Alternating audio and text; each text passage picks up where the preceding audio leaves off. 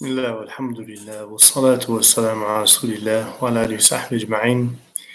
Here we are in the second half of Ramadan for another morning of the inspiration of the companions of the Prophet sallallahu alaihi wasallam. May Allah be pleased with all of them as they were definitely pleased with him as they lived their life. So today we're going to talk about the honor of a Muslim and how a Muslim holds another Muslim's dignity and respect, and we do not ever want to be the cause of someone's belittlement or someone's discredit. So the Prophet ﷺ and his companions were very adamant about preserving the honor of each other. So the first story is Khalid ibn al-Walid. We know Khalid ibn al-Walid was the great warrior, and he was a very strong personality. Sa'd ibn Abi Waqqas was also a warrior, and he was a very strong personality. And Sa'd radiallahu anhu has been Muslim from day one. From the first couple of years, Abu Bakr as-Siddiq radiallahu anhu called Sa'd. So one time they were disputing, and they got up into each other's faces, and it was angry, and there was some discredit to each other. They're saying it. So Sa'd walks away with one of the other companions, and he leaves the situation. And one of the other companions starts to say something bad about Khalid behind his back. Well, Khalid is not there. And Sa'd says, meh, which means you should stop. Stop right now what you're doing. And he said, what do you mean? You know, he's this and that. And he said, what happened between me and Khalid would never reach our religion. And what he means here is, yeah, we may get upset and have a debate and get heated in our argument between each other.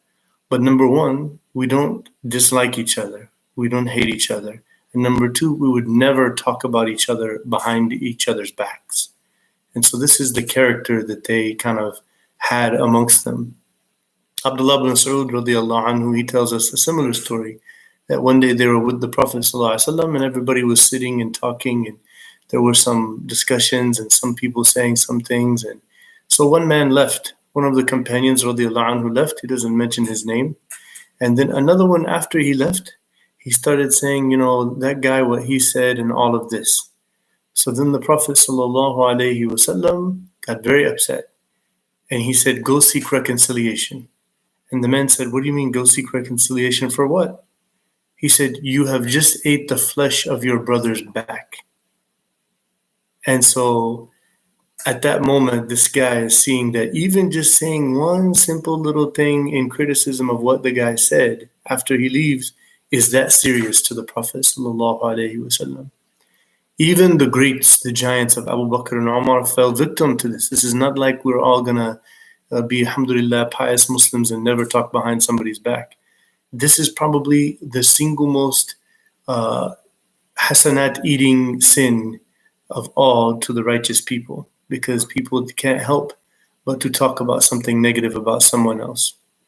So while they were on their journey, there was Abu Bakr and Umar and the rest of them. The Prophet ﷺ was there, and they had a servant that would come and take care of them and put together the food and the drinks and so forth.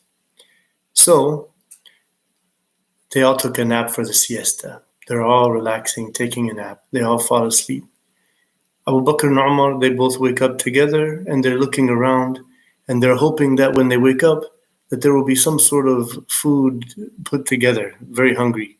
It's been a long time since they ate. They look around, they found that the servant was still asleep himself. And they looked over there, and there he is, just completely, zized. He's out. He's sleeping. And so then they said, this guy, he sleeps too much. And then they woke him up. They said, can you do us a favor and go ask the Prophet ﷺ, he's sitting over there. Can you ask him if he has some extra bread and some extra things so that we can have some food for lunch? And he said, sure. So he got up, he goes over to the Prophet ﷺ, and he says, Abu Bakr and Umar have sent me over here to get some food. The Prophet ﷺ has a very keen ear, or the angel Gabriel is talking to him, one or the other, because he said, go back and tell them that they have already ate this afternoon. He says, what do you mean? He said, no, just go tell them. So the servant comes back to Abu Bakr and Umar, and he says, the Prophet ﷺ said, you have already eaten this afternoon. And they said, no, we have not. He said, well, that's what he said. He said, what is he talking about? He said, go ask him. So they went to the Prophet ﷺ and they said, what do you mean we've already eaten this afternoon? We're starving. He said, you ate the flesh of your brother when you said this guy sleeps a lot while he was asleep. And so basically what it is it's just the three of them and maybe the Prophet ﷺ. And so the Prophet ﷺ is pointing this out as backbiting, a very serious sin, of the major sins. There's many hadiths and ayah on the subject. So the next subject that we're going to talk a little bit about, because there's many other stories like this, by the way, among the companions, but we're still barely just halfway through the collection of the companions of the Prophet and their character traits and so forth. So we want to make sure that we get to all of that. So now we're going to talk about preserving people's honor in terms of the same ayah. وَلَا تَجَسَّسُوا, do not spy on people. So one time while walking through the neighborhood in the night, Umar radiallahu anhu, he used to have this practice of walking through the night, particularly him and Abdurrahman ibn Auf. They would spend the late night, spending like an hour before tahajjud, walking around to make sure everything's safe and peaceful and that there is no problems and so forth. So they go, and he noticed that there is this sound of laughing and carrying on, and the door is open.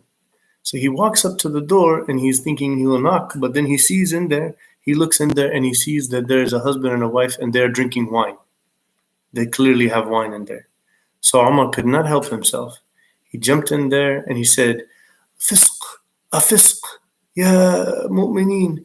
Oh believers, is this some rebellion in your religion? What kind of people are you drinking here in the city of the Prophet sallallahu alaihi wasallam? And these people had been drinking, but still they know enough about Islam to say, Umar, what are you doing in our house? This is our privacy. So you have no business in here. The Quran says, وَلَا تَجَسَّسُوا, do not spy on people. So Umar felt bad and he heard an ayah from the Quran from drunk people. But there's an ayah from the Quran and it's true. He's out of place at this moment, according to the Quran. So he left, and him and Abdurrahman bin Auf, they talked about it, and they concluded with each other that these people cannot be held guilty for any crime, and we can't even follow up and say, yeah, we know that's what they do, and start spying on them or whatever, because that was something that was in their privacy. You see, the thing about sin, if it causes harm to other people, it becomes a social sin. It has social punishments. But when it's something within your own, that's between you and Allah, and He will forgive the one who turns away from it, and then He will hold accountable the one who chose to live in sin.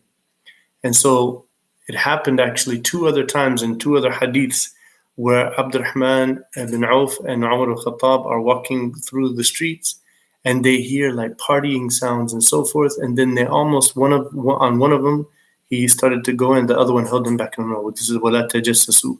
We cannot spy on people. So their point there is make sure there's nobody trying to steal goods. There's no, harm happening and things like that. Their job is not to find out who is drinking some alcohol or whatever. So we see that they learned a lesson from that moment. Actually, it doesn't matter where the truth comes from, as we see, because arrogance is batal haq wa ghamtun nas. Arrogance is to reject the truth when you find it, and then to look down on other people. So Umar does not have one bit of this, even though he's the great caliph, great leader of the Muslim world. He still sees that this is an ayah, even though these people are drunk, and then he follows up and makes sure that he properly applies that ayah moving forward. This is the type people that generation were. They were an amazing people that were very dedicated to keeping with the scriptural teachings, to preserving what they found in the Quran, and to reviving and to advise each other, to inspire each other to do the right thing. They were very firm in their footing, in their faith, and what it meant to live and to carry and uplift each other in their faith. So inshallah, we ask Allah to bless all of us to follow in their footsteps and build a community of believers that hold each other accountable and advise each other, as the Prophet ﷺ said, that this whole religion is about sincere advice, and that is to all the believers. Jazakumullahu khairan. Assalamu alaikum wa rahmatullahi wa barakatuh.